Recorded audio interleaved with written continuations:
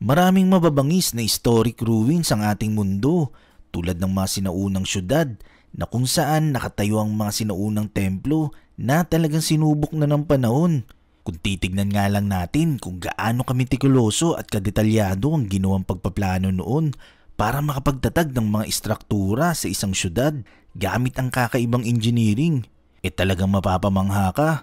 Ngayon, isa-isayin natin ang nakakamangha at naggagandaang mga ancient ruins sa buong mundo na libong taon nang nakatindig sa ating mundo na sobrang dinarayo ngayon ng mga turista. Simulan na natin sa number 15. Ayutthaya ng Thailand. Ang Ayutthaya ay itinatag noong 1350. Ito ay historical city na sinimulan bilang Khmer military at trading post. Ang pagiging trading port nito ay kalaunan naging ancient capital ng Thailand. Hawak nito ang titulong ito sa loob ng 4 na siglo hanggang sa sunugin ito ng mga mananakop na Burmese. Number 14. Stonehenge ng England. Ang Stonehenge ay isa sa pinaka-recognized na ancient ruin sa buong mundo. Sa nagdaang mahigit 5,000 years, ang mga batong ito na nakabilog ang pinakalumang istrukturang bato sa ating planeta. Ang mga batong ito ay mula sa sandstone at magpahanggang ngayon ang monumentong ito ay nananatiling misteryo sa mga tao kung para saan nga ba talaga ito. Number 13. Mesa Verde ng Colorado, USA. Ang malalim na bahagi ng American Southwest ay dito matatagpuan ang Mesa Verde National Park na nagtataglay ng koleksyon ng mahigit 600 ancient cliff top na minsang naging tirahan ng mga sinaunang tao sa lugar. Ang pinakakilalang spot dito ay ang Cliff Palace na gawa sa sandstone, mortar at wooden beams. Ang sandstone ay inukit sa pamamagitan ng pinatalim at mas matibay na bato, habang ang pinaghalong mortar of soil, tubig at abo ang ginamit naman para magdikit-dikit ang mga bricks. Number 12. Sigiriya ng Sri Lanka. Ang Sigiriya ay isang ancient fortress na vertical rock formation na may taas na 200 meters na matatagpuan sa Dambulla Central Province ng Sri Lanka. Kilala ang tuktok nito bilang Lion Rock na kung saan makikita ang mga labi ng ancient civilization dito. Pinaniniwalaan na naging capital ito ng Kingdom of Kassapa. Number 11. Masada ng Israel. Ang ancient fortress ng Masada ay isa sa pinaka-impressive ruin sa ating planeta dahil nasa tuktok ito ng isolated rock plateau na matatagpuan sa eastern edge ng Judean Desert na kung saan overlooking dito ang Dead Sea. Ipinatayo ni Herod the Great para sa kanyang sarili ang 2 palasyo sa tuktok nito at finortify ang Masada sa pagitan ng 37 at 31 BCE. Number 10. Hampi ng India. Ang Hampi ay capital ng Vijayanagara Empire noong 14th century. Ito ay fortified city. Pumapangalawa ito sa pinakamalaking medieval city kasunod ng Beijing. Ang Hampi ay napakayaman nung panahong yun at matatagpuan dito ang maraming templo, sakahan at iba't ibang pamilihan. Pero ngayon ay mga labi na lang ng mga gumuhong istruktura ang makikita rito. Number 9. Pompeii ng Italy. Ang ancient city ng Pompeii ay matatagpuan sa Naples, Campania, Italy. Ang Pompeii kabilang ang katabi nito na ancient city rin na Herculaneum at iba pang mga villa sa paligid ng area ay lumubog sa volcanic ash sa lalim na 4 to 6 meters nung pumutok ang Mount Vesuvius noong 79 AD. Nawasak ang buong syudad dahil sa lava at nasa mahigit 2,000 katao ang nawalan ng buhay dahil dito. Number 8. Tulum ng Mexico. Ang ancient ruins na ito ay matatagpuan sa isang cliff ng Quintana Roo, Mexico na may 12 meters ang taas. Ang Tulum ay isa sa huling syudad na itinayo ng mga Mayans at normal at tahimik na namumuhay ang mga mamamayan dito sa panahon ng 13th at 15th centuries. Matapos sakupin at okupayin ng mga Espanyol ang Mexico, na-manage pa rin ng mga Mayans na mamuhay ng halos 70 years dito. Sa pagtatapos ng 16th century, ang syudad na to ay tuluyan ng inabandona at isa na ngayon sa kilalang best preserved coastal Maya sites na sobrang famous ngayon na pinupuntahan ng mga turista. Number 7. Ephesus ng Turkey. Ang Ephesus ay syudad ng ancient Greece. Matatagpuan ang ancient ruins nito sa Turkey sa panahon natin ngayon. Itinayo ang Ephesus noong 10th century BC. Ang syudad na to ay kilala dahil sa Temple of Artemis na napabilang sa isa sa 7 wonders of the ancient world. Ang Ephesus ay recipient city bilang isa sa 7 churches of Asia na binanggit sa Biblia sa Book of Revelation sa Gospel of John. Number 6. Ellora Caves ng India. Ang Ellora Caves ay kabilang sa UNESCO World Heritage Site na matatagpuan sa Maharashtra, India. Isa ito sa pinakamalaking Hindu temple cave na gawa mula sa napakalaking batong inukit. Ang artwork na ito ay itinatayang nasa panahon ng 600 to 1000 CE. May halos 100 kuweba sa buong site, pero 34 lang dito ang open to public na nagre-represent ng iba't ibang paniniwalang reliyon. 17 sa kuwebang ito ay Hindu caves, habang ang 12 ay Buddhist caves, at ang 5 naman ay Jain caves. Number 5. Terracotta Army ng China. Ang Terracotta Army ay isa sa nakakalulang koleksyon ng libo-libong life-size na estatwa o figurin ng mga kasundaluan at mga kabayo na gawa sa terracotta na nahukay sa ilalim ng lupa na matatagpuan sa Xi'an, China, malapit sa puntod ni Qin Shi Huangdi. Pinaniniwalaang ginawa pa ito noong 3rd century BC at aksidenteng nadiskubre noong 1970s ng mga locals noong panahong nagukay sila sa area. Number 4. Chichen Itza ng Mexico. Ang Chichen Itza ay isang napakalaking pre-Columbian city na binuo ng mga Mayans noong 600 AD at kalaunan ay inabandonan noong 1221. Ang archaeological sites na ito ay matatagpuan sa Mexico at isa ito sa mga ancient sites ng Mexico na sobrang dinudumog ng mga turista na umaabot ng halos milyon-milyong turistang bumibisita kada taon. Number 3. Acropolis ng Athens. Ang Acropolis ng Athens ay isang ancient fortified city na matatagpuan sa tuktok ng mabatong bundok sa syudad ng Athens. May kita rito ang labi ng mga naggagandang architecture ng ancient buildings. Number 2. Bagan ng Myanmar. Ang ancient city ng Bagan ay kinikilala bilang UNESCO World Heritage Site sa Mandalay region ng Myanmar.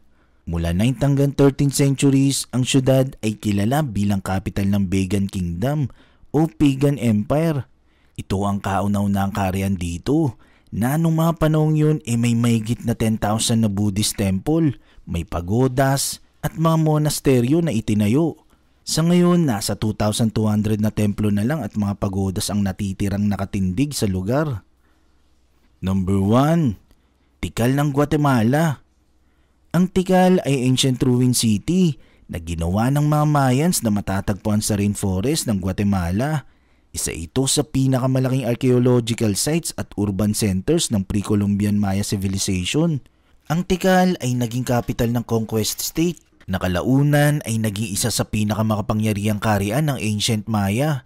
Ang ilang monumental architecture sa site na to ay itinayo pa noong 4th century BC na umabot pa hanggang classic period noong panahong 200 to 900 AD. May mga ebidensya ring nakita ang mga archaeologist at historian na sinakop ng Teotihuacan ang Tikal noong 4th century AD. Matapos ang late classical period, wala nang nakitang bagong major monuments na itinayo sa Tikal at may ebidensya ring nakita na sinunog ang ilang mga palasyo ng mga elite sa lugar. Itinatayang nasa 90,000 ang naging populasyon ng Tikal at lumaki pa ito hanggang sa panimulaan ng pre-classic period. Walang ibang pinagkukunan tubig ang mga mamamayan ng Tikal bukod sa kinokolektang tubig mula sa tubig ulan na napupondo sa ginawa nilang 10 reservoir. Diniklara ito noong 1979 bilang UNESCO World Heritage Site at isa rin ito sa itinuturing na pinakamataas na pre-Columbian structure sa buong Western Hemisphere na kapag inakyat mo ay matatanaw mo mula rito ang 360-degree views ng buong rainforest. 10. Karnak ng Egypt. Ang Karnak Temple Complex o mas kilala sa Karnak ay binubuo ng mga luma at sinaunang templo, maging ng mga monumental gate ng Egyptian temple, chapels at iba't ibang mga gusali na matatagpuan malapit sa Luxor, Egypt. Ang construction ng buong complex ay ginawa pa noong 1971 BC sa panahon ni Senusret I na pangalawang pharaoh ng 12th dynasty ng Egypt. Nagpatuloy ang construction hanggang 30 BCE sa panahon ng Ptolemaic Kingdom. Noong 1979, ibinilang ang site na ito bilang UNESCO World Heritage Site. Number 9. Borobudur ng Indonesia. Ang Borobudur ang itinuturing na pinakamalaking Buddhist temple sa buong mundo. Ang templo ay binubuo ng 9 na stack platforms, 6 na parisukat at 3 pabilog na may central dome sa tuktok nito. Decorated ito ng 2,782 relief panels at 504 na original na Buddha statues. Ang central dome ay napapalibutan ng 72 Buddha statues. Pagdating naman sa disenyo ng templo, nakabase ito sa Javanese Buddhist architecture na may pinaghalong indigenous tradition ng Indonesia na pag-worship sa mga ninuno at konsepto ng Buddhist na meron ding halong Indian religion na tinatawag na Nirvana. Number 8. Teotihuacan ng Mexico. Ang Teotihuacan ay isang ancient city na matatagpuan sa sub-valley ng Valley of Mexico. Dito matatagpuan ang ilan sa kilalang Mesoamerican pyramids na ginawa pa noong pre-Columbian Americans, tulad na lang ng Pyramid of the Sun at Pyramid of the Moon. Ang Teotihuacan ang pinakamalaking syudad sa buong Amerika noong panahon ng First Millennium o mula taong 1 CE to 500 CE na may populasyon that time na aabot ng mahigit 125,000 katao at nasa pang-anim na pinakamalaking syudad sa buong mundo noong panahon ding yun. Number 7. Moai Statue ng Chile. Ang Easter Island ay matatagpuan sa Chile. Sobrang famous ng islang ito dahil sa napakaraming estatwang makikitang nagkalat dito na tinatawag na Moai na ginawa pa ng mga sinaunang tao sa lugar. Ang mga sinaunang tao rito ay tinatawag na Rapa Nui. Sila ang mga indigenous Polynesian people na umukit ng halos 1,000 monumental statues na ito. Noong 1995, napabilang ang buong isla sa UNESCO World Heritage Site. Number 6. Colosseum ng Italy. Ang Colosseum ay isang oval amphitheater sa sentro ng syudad ng Rome, Italy. Ang pag-construct dito ay sinimulan sa ilalim ng pamumuno ni Roman Emperor Vespasian noong 72 AD at natapos ito noong 80 AD. Sa ilalim na ng pamumuno ni Roman Emperor Titus Caesar Vespasianus. Ginagamit ang Colosseum na ito noon bilang paligsahan tulad ng violenteng labanan ng mga gladiator, panghahunting ng mga wild animals at pag-execute ng mga convicted criminals para entertain ang Roman Republic, especially ang mga Roman elite. Kaya napakarami nang nasawi sa Colosseum na ito. Number 5. Great Wall ng China. Ang Great Wall of China ay binubuo ng iba't ibang magkakaiwalay na pader sa Northern China na pinagdugtong-dugtong na lang sa panahon ng Qin Dynasty sa ilalim ng pamumuno ng unang emperor ng China na si Qin Shi Huang. Ang ilang bahagi ng pader ay naitayo panahon na ng Ming Dynasty. Ang pangunahing layunin ng paggawa ng pader na ito ay para depensahan ang Chinese Kingdom laban sa mga mapanakop na Mongols. Sa ngayon, ang defense system ng Great Wall ay generally recognized bilang isa sa pinaka-impressive na architectural feat sa kasaysayan. Number 4. Petra ng Jordan. Ang Petra ay isang historic at archaeological city ng Southern Jordan. Ang mga istruktura rito ay inukit ng mga nomads mula sa pink sandstone libong taon nang nakararaan. Masagana ang lugar na to noon na kung saan nasa halos 20,000 ang naninirahan dito na ang pangunahing pinagkakaabalahan ng mga tao rito ay agrikultura at pag-uukit ng mga bato. Ang Petra ay binansagang Rose City dahil sa kulay ng mga batong inukit.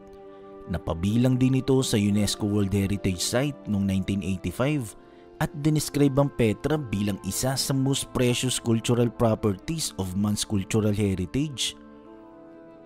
Number 3. Machu Picchu ng Peru.